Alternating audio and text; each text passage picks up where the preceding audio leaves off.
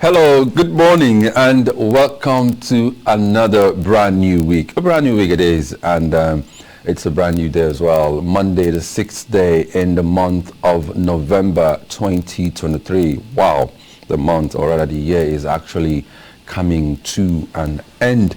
Okay, but we're here to, of course, keep you updated on all the latest information making the news and making the headlines as well. Just like this morning, we're going to be looking at the dailies, the stories making the headlines on the dailies, and we have a couple of papers up for review this morning. We have The Nation, we have Punch, we have Tribune, and we have Daily Trust. My name is Alex Obunaya.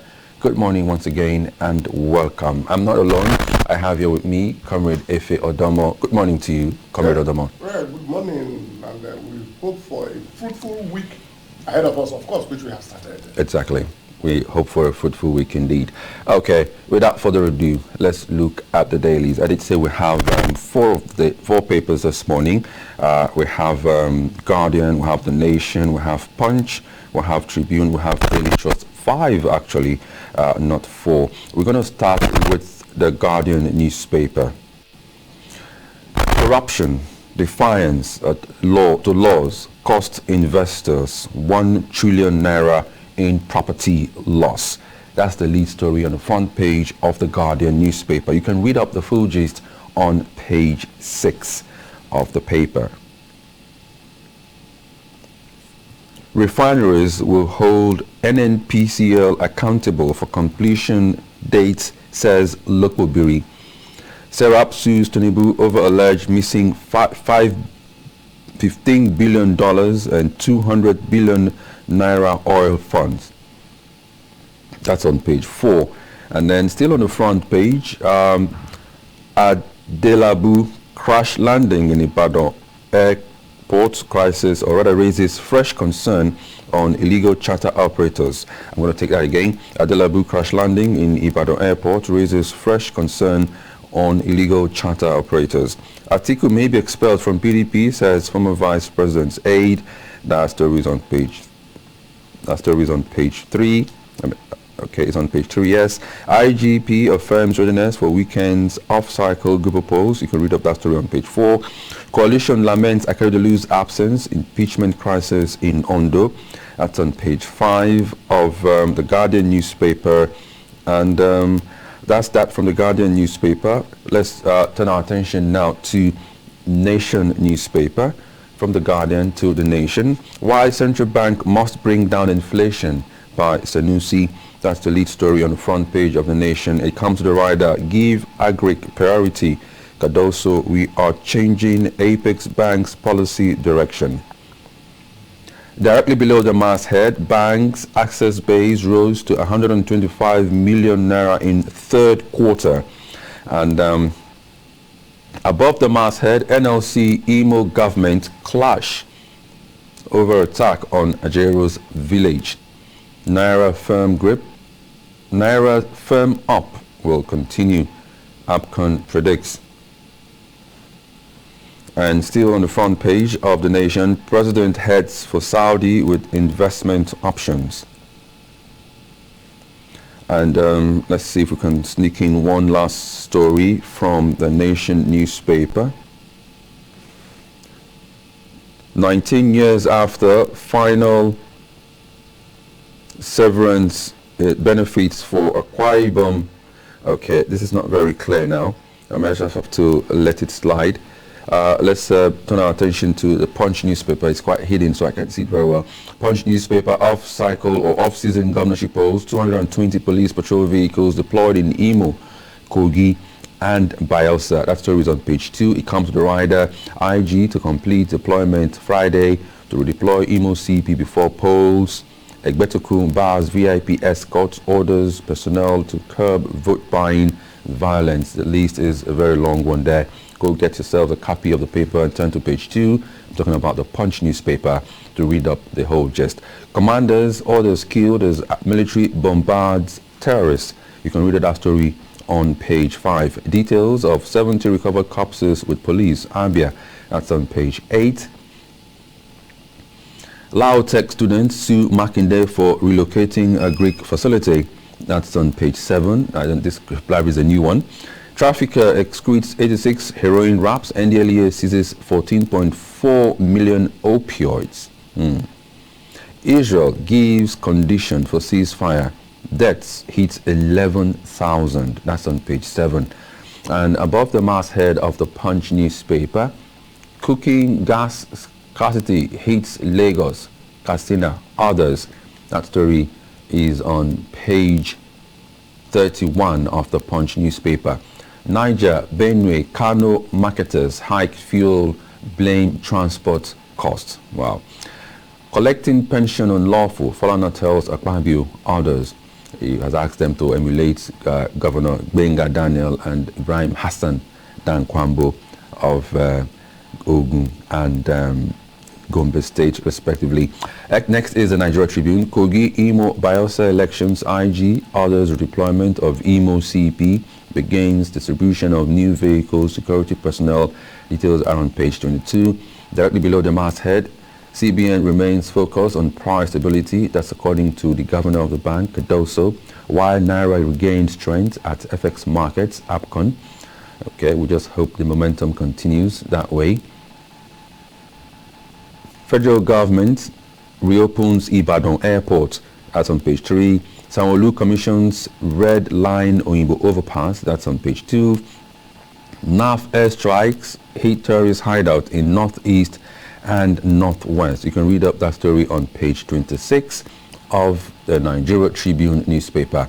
Federal government to raise VAT revenue from 35 trillion naira in 2023 to 45 trillion by 2026. Forex, Dangote repatriates $687.9 million from Pan-African operations. That's on page 7. And finally, Fitch, concerned over Nigeria's $10 billion Forex loan, affirms Nigeria's credit rating. That story is on page 7. Let's take up the last story for this morning. The Daily Trust, devaluation pushes Nigeria's debt to 89.2 trillion naira. And it comes to the rider as debt stock raised by 20.6 trillion naira in 5 months. Each Nigerian owing 418,779 naira. What government should do? Experts. Each Nigeria owing. That means Comrade Odomo and I are also part of that equation. Okay, I think that's that from the Daily Trust. One last story up here for review. Governor May Malabuni building a stronger post-insurgency Yobe State. Okay, that's I guess an article on the man's style of rulership in Yobe State. Okay, that's that from all the papers up region now. Let's turn our attention now to you, Comrade Adomo. We've seen all the papers, and to a large extent, finance, central bank governor is being in the news lately. For almost all the papers, say something or two about him, and then we'll have the off-cycle election in Imo State dominating basically the papers. But let's start with the off-cycle election. You hear the police, doing this, doing that. They've now asked the Commissioner of Police in Imo State to move to give way for another person, and he's provided vehicles. They've done so much, and they're saying so much. Do we see, when you look at previous elections that have been conducted, the police will always tell you they are these, they are these, they are that. INEC will tell you they are these, they are these, they are that. And at the end of the day, the election will be something you just, why the noise, Let's talk about this. Actually, good morning to our viewers over there and the listeners too. It's another brand new week, and we are gearing up for most activities because Monday defines actually what happens throughout the week. Now we are now in an electionary period in the 3 major states in Nigeria, of which Imo State is at the front burner right now. We are all aware of what happened last week between the Labour president and the government of Imo State. Though the government denied it, but when the owl cries in the night and the child dies in the morning, everybody knows quite well that the owl must have been responsible for the death of the child. And again, too, the governor came up to say, I don't come to Abuja to disturb your NLC, so don't come to my state to disturb my state. And the tension is high in Imo right now because of the involvement of the Labour, the government, and the WWE that happened with the proposed talks and the Labour president. The governor is looking at it as if it's a deliberate attempt from Labour to scuttle its ambition for second tenure, which everybody too also interprets to be that. And the IGP coming in to transfer the commissioner of police is another way of telling the people that the man wants a free and fair election. But the major problem we'll be facing, will INEC be free and fair? If you look at the elections conducted so far by this Mahmoud Yakubu, I can say 95% of them are in court. And if even those who won are not happy, those who lost are in court. This type of thing is supposed to have been addressed before now. How many dead bodies will go into the ground before the ground will know that, or before the ground will complain that it's tired of receiving dead bodies? We are supposed to have a change of guards at the top level of INEC by now, if we actually know exactly what we are doing. Because if you conduct exams for people and almost everybody failed and everybody is complaining, you still want to retain that examiner, then something is wrong somewhere. The election in Imo State, if we are not careful, is going to be a lot of mayhem. It's going to cause a lot of mayhem that even the police may not be able to contend with. The election in Imo from beginning has been very, very, how do I use that in English now, has been very, very cumbersome, right from the time of Samumbakwe, if you could remember. Because in the time of Mbakwe, before Fedeco then, yes, it was Fedeco, before the Fedeco announced his result, Mbakwe will have announced himself that I know I won the election. I don't want anybody to go and announce another name. I have won this election with this margin. And at the end of the day, it will be pronounced a winner. The same thing may always happen here. Uzodinma is not just a politician. The guy knows how the country is, and he's already working ahead of every other person. So if they win, I will not say that they were super powerful human beings, but because they are on ground, and he knows what to do as like some governors would have allowed Ajero, that's the NSC president, to go like that. But this man said no. The fire that is burning over my roof, if I say it has not got into my bedroom, then it will consume both the house and the people. And that was what it did. Okay, let me stop you at this point. Still on this election, the police, the IG has been quoted to have said, look, no movement, no VIP movements with police officers. I have been privileged to cover elections in this country, and things we see during elections. The police will say one thing, and you see a completely different thing entirely. So should we believe them this time? Yes, everything is worth trial. You try everything at every point in time. One day it's jail. But the police are Nigerians like you and I. Nobody will ever tell you that, look, I am going to that place to rig. Nobody is going to tell you that I'm going to that place to run away with ballot papers. They will always tell you anybody that snatches ballot papers should be shot aside. The former president, the immediate past president, gave that order. Shoot aside for ballot snatchers. Did you hear anyone that was shot? Where ballot box is not snatched? So it is our way of life. We are still growing. One day we will get to that point. But as at now, we cannot take it out of our politics because we believe rulership by conquest, which is very, very bad for African politics. And why are we having all this? Is because we believe that the person who has the vote dictates everything that happens. The police, if they tell you they are going to police this election 100%, well, it's just for the saying and for the hearing. But for the practicability of it, I don't see any workability out of it. I don't think so. Okay, let's shift gear now. Let's look at the country's finances. The former central bank governor, Sanusi, visited the current one, Cardoso, and gave him an advice. Look, you must bring down inflation. How can this be done to bring down inflation? Currently, the Naira is not doing badly in the forex market. How do you not doing badly? When we are talking about close to 1,000 Naira? No, but at least, by that I mean, considering the fact that it's been, it's been improving. That's what I mean by it. It's not doing badly. The past few days it's been going down, but before now it was going down, and the past few days we hear it's been coming up. If you have an exam for 20 students, and only 5 cross the cutoff mark, then you have from 6th position to 20th position. They are all referred to as failures. You cannot say the 6th person is trying. Failure is failure. We don't expect that our currency to be that at this level, considering where we started from. And now we have more brilliant people. We have those who see tomorrow in this government. We have even those who are not in government. Most of us are seeing tomorrow. Still, things are not working. What must be wrong in this issue? Sanusi offering that advice. Has he forgotten that he laid the foundation of what we are passing through today?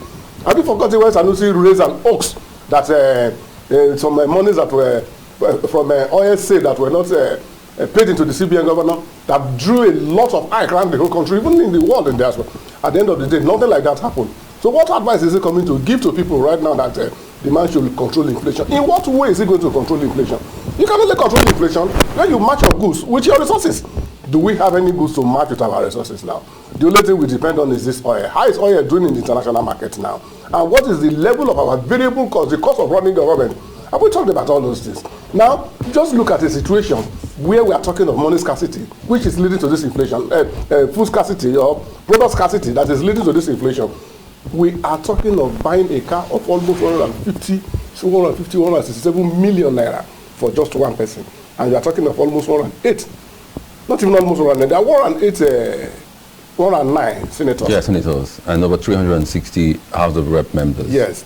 Multiply that by that figure. Then we are talking that they should control the inflation. There are so many things. If you want to control inflation, you cut down your cost based on your inflow of funds. We are not having any major inflow of funds. We are increasing our level of governance, and we want to control inflation. How possible is that? How visible is that? Look at the food from the hinterland to the urban areas. Have they not been? Is it not reduced because of insecurity? Your lack of bad roads. Sorry, your bad roads. I'm not using the word lack of bad roads because the bad roads are in abundance.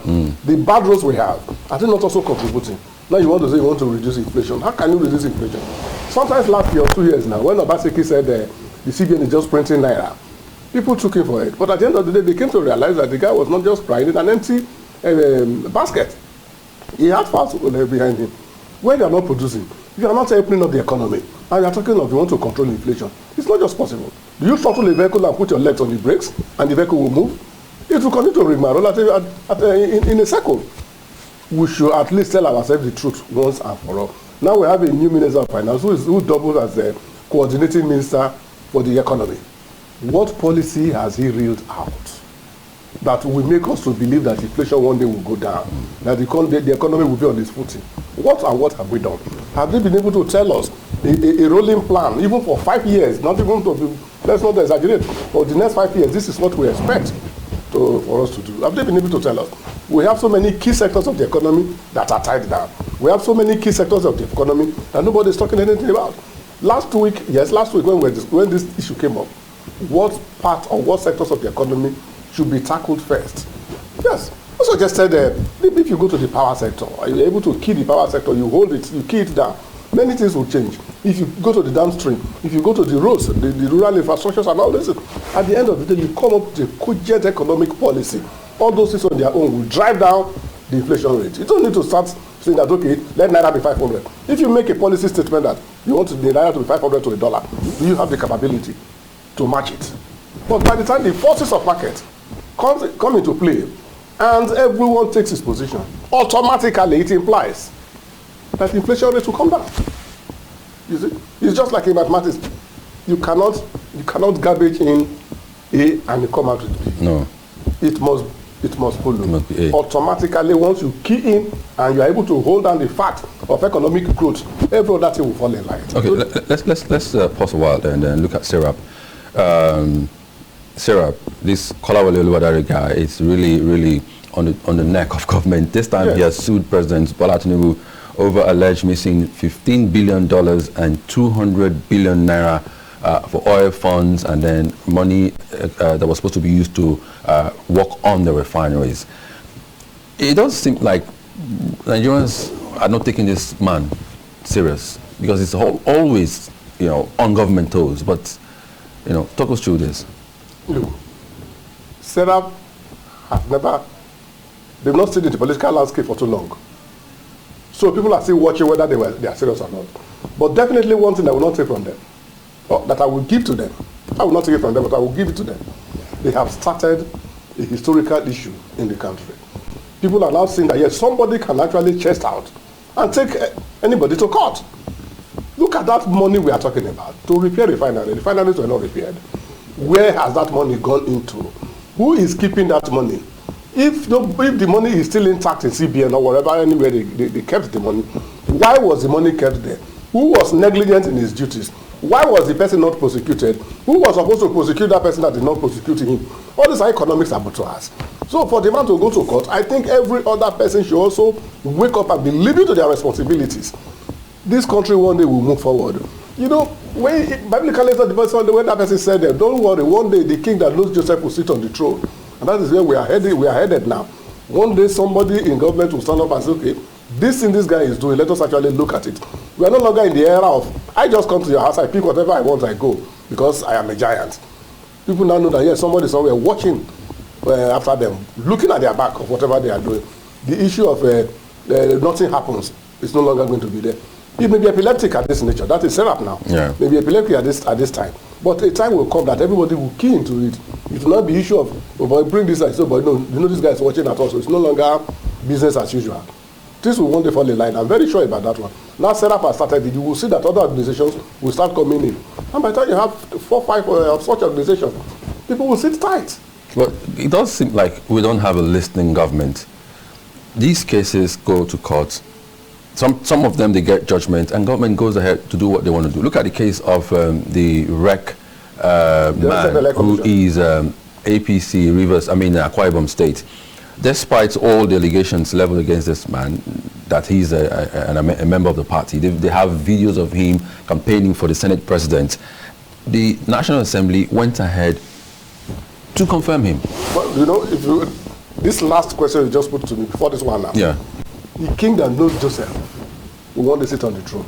Saying and unsaying is an undoing of an old man in the house. It is better you talk out, let people not listen, than not saying anything at all. Because a wrong decision is far better than a no decision. Somebody someday will come up with this issue and said, this thing came up, you did not do anything. They will not use those ones as a yardstick to start measuring people. But now when you look at it that they don't have listening ears, agreed. They don't have a listening ear, that is very sure. But that does not mean that we should keep quiet. Because once you keep quiet, then you have joined the fray of robbing this country of her rights. When you cry from now to tomorrow, nobody is listening. Somebody will wake up one day and say, look, this thing this man is saying, let's actually listen and then look into the allegations. That is just the way I feel about it. When we talk about, it's not only that one, too. It's not only that. In every set of the economy, in every ministry, we have these things everywhere. When somebody will cry that, no, this person is not fit for this position, the presidency, the National Assembly will go ahead and confirm it. Even at the state level, it does happen everywhere. So the listening here does not start from this government. It has been there for a very long time. When the other time people were shouting that only one ethnic group controls the whole economy of the country, did anybody listen? What actually surprises me, if people complained about that, and now we have a new administration still throwing the same line, then we have not learned anything at all. But I know that quite one day, we have people with liberal minds that will come on fray and change most of these narratives. And you can only change the narratives based on the history you have. What we are doing now is forming part of Nigerian history. Somebody will come and start learning from them. Don't think that we will continue this way. Somebody, someday, somewhere, from nowhere, when they were to bless the house of David, they said, is there no other person? And they said there is one boy in the forest. Bring him, and they poured oil on him. Let's take one last one. I don't know if time will permit us to. Femi Falana has been, of course, like Oluwadare Kolawole guy, calling on all former governors who are either senators or ministers or members of the House of Reps to stop their governors in their states to stop paying them their severance allowances. Benga Daniel has done that. Ibrahim Hassan Dankwabo of Gombe has also done that. Why is the remaining governors in the Senate and ministers not doing that line? That everybody will fall in line as far as I'm concerned. That thing is a criminal offense. What do you call retirement? Once you are retired, you are no longer in active service. I believe that is the definition of retirement. You left as a governor. You didn't vote yourself. People voted you. Were you forced to go there and become a governor? Were you told that after your governorship reign, you will not work again, you will not do anything again? You left as a governor. You now went into the Senate. You said that you start paying you salaries. If they pay you salary because you are an elected officer, what happens to the House of Assembly members? They were also elected. Sure. What happens to the senators, the House of Reps, and all this? All the people I knew from beginning when we were growing up and meeting governance in place is the head of state. The head of state is on salary. Throughout. Even there was a time, I think it was Shoyinka or so, who raised that matter, that every military head of state should not be paid severance allowance because they got through the ghost of the guns. And some people were actually going with him. But for you to say you are a governor, they will change your car every 4 years. Then your accommodation, the same thing. then they will not pay you hundreds of millions. For what? And most of them left their states, various states, in big economic mess, owing billions of naira. Then you are not paying that person. Why are you paying him for ineptitude or what? This man has run the state dry, has run the state underground. Then you are not saying that they should continue paying such person. And it's very well, you cannot pay 30,000 naira to someone because there is no funds. No funds. They have that ready-made English for the downtrodden, paucity of funds. But when it comes to paying hundreds of millions to somebody for doing nothing, how many salaries are they entitled to? Let us even go that way a bit. Civilians allowance is there. Constituency allowance is there. The project allowance is there. The salary as a senator or House of Rep is there. Five. If you are meeting a lazy man's wife. I think even if you are meeting a lazy man's wife, won't you stand up? Why are they holding the country to ransom? In this our economic. Some of them will have even said, no, look, this money I don't need it. Give it to those that need it. I remember when is it Tuko now? Is it Tuko or yes, Tuko now when he became governor of Gongola State. Bamanga Tuko? Yeah, when he became governor of Gongola State. In those days, he came from NPA. He paid the salary of the state for 3 months. I don't know whether you remember that era. No, I can't remember. Yes, he paid the salary of the state for 3 good months. But he has enough. Why are we not having those people with such commitment in this our administration? Rather, grab. Let me tell you, if you have 1 billion naira in your savings, it will feed your grandchildren for years. 1 billion. Then somebody is talking of hundreds of billions in his account. To do what? What do you do with it? And some of these, when they even die, the families don't even know where they kept these monies. It's a thing that they should stop. Anyone that does not stop, they should take him to court and charge him for criminal offenses for the economy of the country.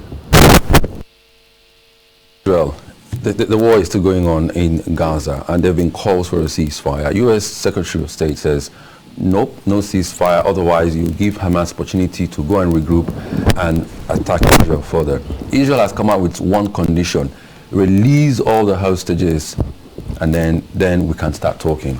You even know the trending issue now, that most of those bombings, killing of children, bombing hospitals were done by Hamas to draw sympathy from the Arab nations and dragging them into the war.